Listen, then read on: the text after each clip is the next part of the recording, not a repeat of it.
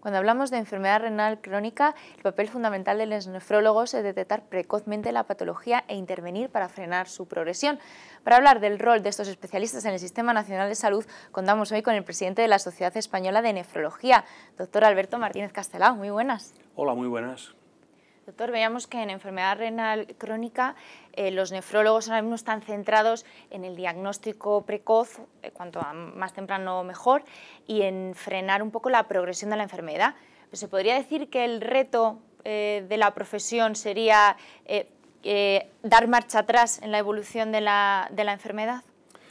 El reto de la profesión es detectarla, porque lo primero que hay que hacer es saber si una persona tiene enfermedad renal crónica. Para detectarla, quizás, luego lo podemos hablar, hay métodos sencillos y además de bajo coste para poder aplicarlos en la población general. Con lo cual, el primer reto es detectar que existe enfermedad renal crónica en alguna de sus etapas o estadios. Y a partir de ahí, cuando la hemos detectado, intentar prevenir la progresión de esa enfermedad. Lógicamente, dependiendo de en qué momento detectamos la enfermedad, las medidas que tenemos que adoptar podrán ser unas u otras, combinadas generalmente. Por tanto, primero detección y a partir de ahí buen diagnóstico y establecer un pronóstico y un posible tratamiento.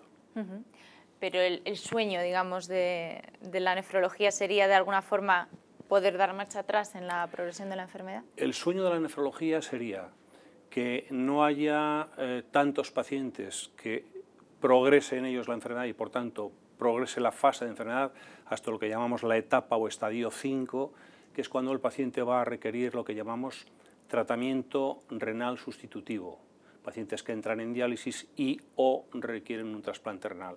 El sueño sería que eso no llegara a suceder nunca, que los pacientes pudieran estar estables y que si tienen la enfermedad pudiéramos frenarla en cualquiera de las etapas o de los estadios de la misma. Hablaba de esa importancia del diagnóstico, de que hay métodos costo efectivos para detectarlo en la población, sin embargo es asintomática. Y ese es ese problema, ¿no? La dicotomía entre tener estos métodos, pero al ser asintomática, pues quizás se llega tarde, ¿no? Ese es uno de los inconvenientes de este conjunto de enfermedades, y es que generalmente no dan la cara. Cuando dan la cara, habitualmente es ya demasiado tarde. Y por tanto, en las primeras etapas, en los primeros estadios, suelen cursar asintomáticas, no dan señales, ¿no? A veces, cuando una persona, cuando un enfermo, cuando un paciente tiene pérdida de albúmina o de proteínas por la orina, lo que llamamos albuminuria o proteinuria, eso puede producir alguna sintomatología, pues que haya retención de agua y de líquidos y haya edema, lo que llamamos hinchazón en las piernas, a veces en la cara o en las manos. Eso se puede producir por otras enfermedades, lógicamente, pero bueno, ese puede ser un primer síntoma de la enfermedad.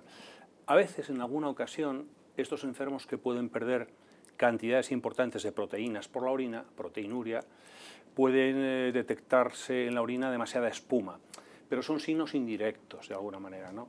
Entonces, generalmente, como decía, cuando la enfermedad está avanzada es cuando puede dar síntomas, palidez, cansancio, náuseas o vómitos, pero en las primeras etapas la enfermedad cursa prácticamente asintomática. Y ese es uno de los retos, detectarla cuando estemos en esas fases precoces para evitar la progresión. Al hilo de este tema que comentaba, hay investigaciones que se dirigen a detectar biomarcadores. En concreto, recientemente hay una de un equipo científico español que detectaba 7 biomarcadores. ¿Esta podría ser una línea de alguna forma que pudiera ayudar en este aspecto que comentábamos? Indudablemente es una línea y además este trabajo de los 7 biomarcadores es un trabajo muy importante que va a marcar pautas de comportamiento diagnóstico de aquí a un tiempo. El problema de los biomarcadores es, primero, su fiabilidad y segundo, el coste que eso tiene como screening, como detección en la población general. Estamos aún lejos de tener biomarcadores fiables. Los biomarcadores, estamos hablando de determinadas moléculas o factores que se determinan en la sangre o en la orina, y eso siempre tiene un coste. Por tanto, primero hay que ver que esos biomarcadores sean fiables, que signifiquen lo que tienen que significar como detección de la enfermedad, y a partir de ahí que podamos seguirles evolutivamente. Para eso queda tiempo, todavía habrá que pasar meses, años quizás, para ver si esos biomarcadores van a ser fiables o no. Y uno de los problemas que vamos a tener con eso es el problema del coste. Ya tenemos algunos biomarcadores, pero claro, aplicarlos de forma generalizada a toda la población significa un coste elevado.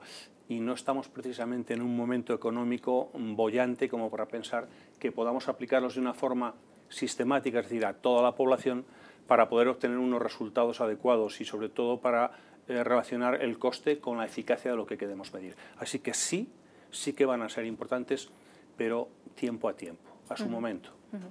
La cantidad de pacientes que están en diálisis es bastante significativa. Las asociaciones de pacientes desde Alcer se tiene preocupación en cuanto a que el pago que se está haciendo con los conciertos varía mucho entre unas comunidades autónomas, así por ejemplo entre pues Andalucía y País Vasco hay una diferencia de 60 euros, País Vasco hacia arriba y Andalucía hacia abajo. ¿Estas diferencias tan significativas de precio aseguran una calidad en la prestación del servicio? Vamos a ver, uno de los inconvenientes que tenemos en este país es que hay 17 comunidades autónomas y 2 ciudades autónomas y que las competencias en sanidad están transferidas a las comunidades. Eso significa que aunque hay un Ministerio de Salud, pues hay comunidades que tienen sus competencias y por tanto cada una puede dictar más o menos su normativa. Y eso afecta también al precio, al pago que se hace por la prestación, en este caso concreto, del tratamiento sustitutivo renal, que puede ser la hemodiálisis o la diálisis peritoneal. Efectivamente, hay problemas de diferencias de unas comunidades a otras y las asociaciones de enfermos pues muchas veces nos insisten en que nosotros de alguna manera intentemos como sociedad presionar a las comunidades autónomas y al Ministerio de Salud para que no existan inequidades, diferencias en el manejo y en el tratamiento, especialmente de los pacientes, de unas comunidades a otras. Es cierto, hay diferencias de pago, es decir, no vale lo mismo, no cuesta lo mismo una sesión de hemodiálisis, por ejemplo, en una comunidad autónoma que en otra. Y después, dentro de las técnicas globales de la hemodiálisis, pues no todas son iguales, hay algunas técnicas especiales, por ejemplo, la hemodiafiltración en línea, la hemodiafiltración online. Hemos hecho un estudio muy importante, un estudio catalán, el estudio SHOL, con 906 pacientes divididos en 2 grupos y a lo largo de 3 años hemos visto cómo una técnica u otra, la hemodiálisis convencional, la estándar, comparada con la hemodiafiltración en línea, online, pues una técnica es mejor que la otra. La hemodiafiltración en línea supone menor mortalidad, al cabo de 3 años hay un 30% de mejoría de la supervivencia. Eso implica también costes. Claro, las técnicas cuestan un precio diferente. En algunas comunidades autónomas ya se ha introducido un precio diferencial para la hemodiálisis convencional o para la hemodiálisis en línea, online. Todo eso tiene un peso y en este momento estamos hablando de que hay dificultades para la sostenibilidad del Sistema Nacional de Salud y en nuestro caso concreto, en el caso de los enfermos renales, de las patologías renales, pues claro, esa sostenibilidad es un problema que hay que afrontar y solventar. La enfermedad renal crónica afecta de promedio, hicimos un estudio, el estudio PIRCE, en el que extrapolando los datos de un número de pacientes importante, 2.800, a la población general, pensábamos que un 10%, hasta un 10% de toda la población española puede padecer una enfermedad renal crónica. Otra cosa diferente es que haya insuficiencia renal. Si esa enfermedad renal crónica progresa hasta la etapa o estadio 3 y a partir de ahí hasta el 5, significa que entramos en la etapa de insuficiencia renal, cuando ya los riñones no son capaces de hacer las misiones que tienen que cumplir, ¿verdad? Entonces, en esos estadios 3, 4 y 5, estimamos que hay un 6,8% de la población española. Estamos hablando, por tanto, de cifras importantes, 2 millones y pico de personas. ¿Todas esas personas tienen una enfermedad renal que va a progresar? No, necesariamente no. Lo que sí que hay factores de riesgo y esas personas, algunas de ellas, pueden experimentar deterioro de la función de sus riñones y en esas personas avanzarse a una etapa o estadio 4 o estadio 5. Cuando estemos en esa situación, el enfermo, la persona, va a requerir probablemente tratamiento sustitutivo renal, hacerle diálisis en algunas de sus variedades o incluso plantearnos un trasplante, sea de donante cadáver fallecido o de donante vivo. Pues bueno, todo eso son etapas diferentes, significa un coste. En España tenemos aproximadamente 51.000 pacientes, es decir, una proporción pequeña para lo que es la población, 0,3% de las personas que están en ese estadio 5, en esa etapa 5. Son no muchas personas para lo que es toda la población española, acabo de oír los datos últimos, 46.700.000 habitantes, pero significa un coste muy elevado. Solamente esa etapa, ese estadio 5. Por lo tanto, tenemos que afrontar la sostenibilidad del sistema sanitario en general, del sistema de salud, y muy concretamente en nuestro caso, como Sociedad Española de Nefrología, la sostenibilidad del tratamiento sustitutivo renal en estos enfermos. Bien es verdad que más de la mitad de ellos, un 51% de ellos, son enfermos que ya tienen un trasplante renal funcionante. Eso es un éxito, pero también es un fracaso, significa que no pudimos frenar la evolución de su enfermedad antes de llegar a esa etapa, a ese estadio. Bueno, pues para todo eso, ya desde hace muchos años, hemos implementado medidas, unas estrategias de salud renal, de acuerdo también con el Ministerio de Salud, y todas esas medidas se van aplicando de una forma progresiva.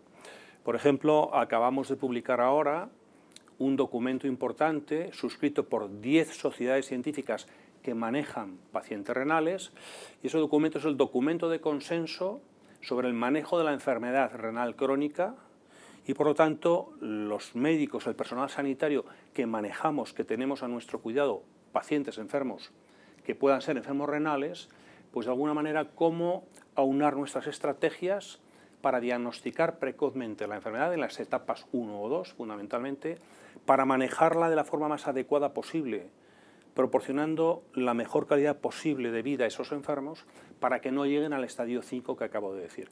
Pues todas esas medidas cuestan mucho dinero, evidentemente, a la sanidad pública, al erario público. Nosotros somos conscientes de que ese dinero hay que optimizarlo y de que hay que intentar, vamos a la pregunta anterior, evitar inequidades de unas comunidades autónomas a otras. Y en eso estamos trabajando. Nosotros estamos trabajando con las asociaciones de enfermos renales. Una guía de calidad, ¿no? La sociedad respecto a este tema de la prestación del tratamiento renal sustitutivo. Sí. Realmente la calidad de vida es un tema muy importante. Claro, lógicamente, calidad de vida, el paciente va perdiendo calidad de vida conforme progresa la enfermedad renal y conforme pasamos del estadio 1 o 2 a la etapa 4 o 5. En esas etapas es cuando ya sí que el riñón dice estoy aquí y normalmente da la cara.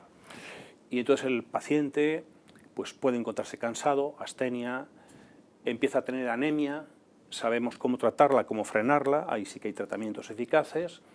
Empieza a estar más hipertenso, suele tener la presión arterial más alta, empieza a tener en algunos casos hinchazón, edema, retención de agua y de sal en las piernas, en el resto del cuerpo, puede presentar una cosa que llamamos insuficiencia cardíaca por esa retención de agua y sal. Muchos de nuestros pacientes, casi un 25% de los que llegan al estadio 5, son pacientes diabéticos, es una de las poblaciones de riesgo, por lo tanto, tienen patologías asociadas a la enfermedad renal crónica y en este caso ya a la insuficiencia renal. El riesgo que llamamos vascular, cardiovascular de estos pacientes, conforme avanza la enfermedad renal, se incrementa.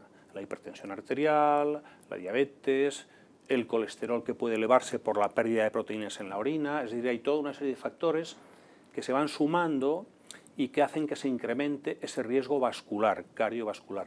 Pues de todo eso nosotros tenemos que tener cuidado, cura, a lo largo de las etapas de la enfermedad renal, y eso es lo que intentamos.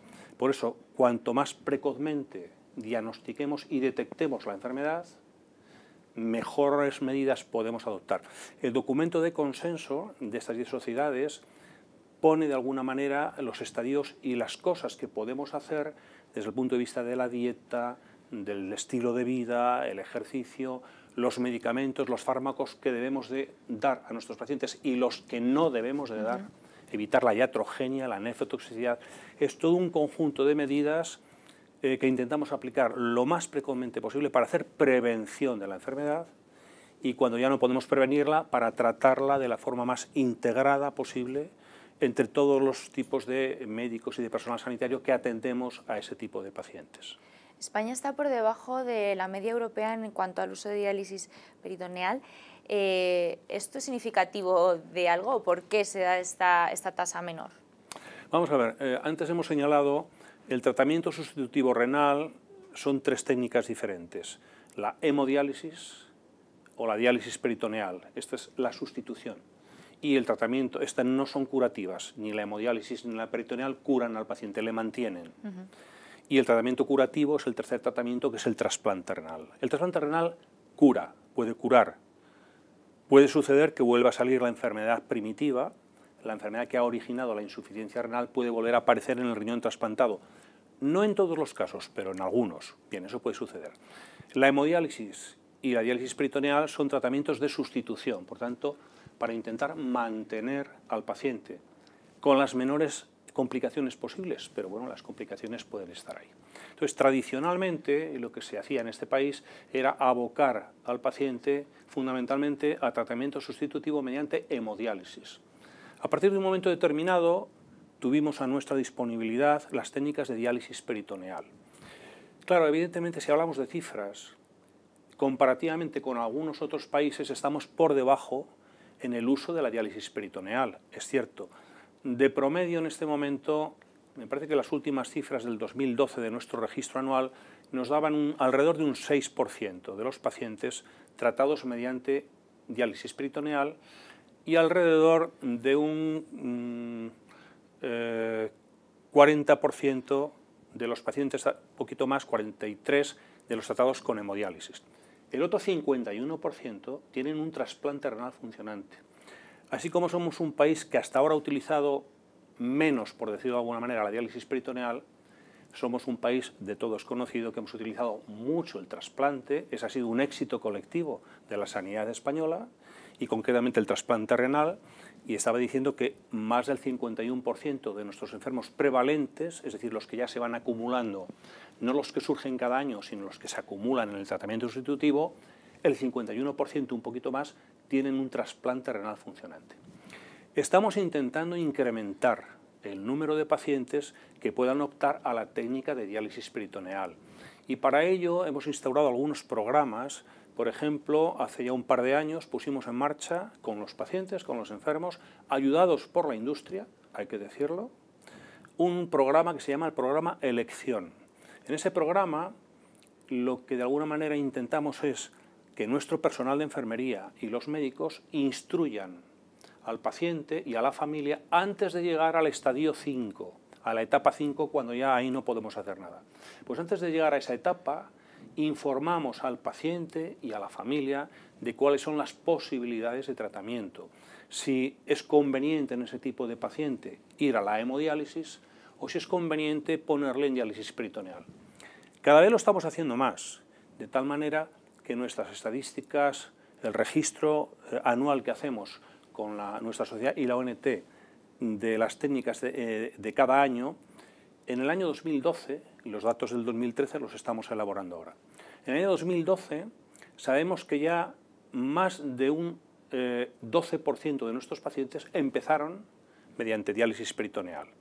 Lógicamente, los prevalentes, es decir, los que se van acumulando en el programa, son menos, es alrededor de este 6%. ¿Qué quiero decir? Que somos conscientes de que hay que intentar incrementar esa técnica porque es una buena técnica de tratamiento sustitutivo que no tiene más complicaciones que la hemodiálisis, así que estamos intentando de alguna manera forzar la máquina para que haya más pacientes que entren en tratamiento con peritoneal, diálisis peritoneal, con respecto a los que inician el tratamiento mediante la hemodiálisis. Doctor Martínez Castelao, pues muchísimas gracias por habernos acompañado aquí en Salud TV. Ha sido una entrevista muy completa, hemos tocado todos los palos. Así que muchas gracias. Pues muchísimas gracias a ustedes.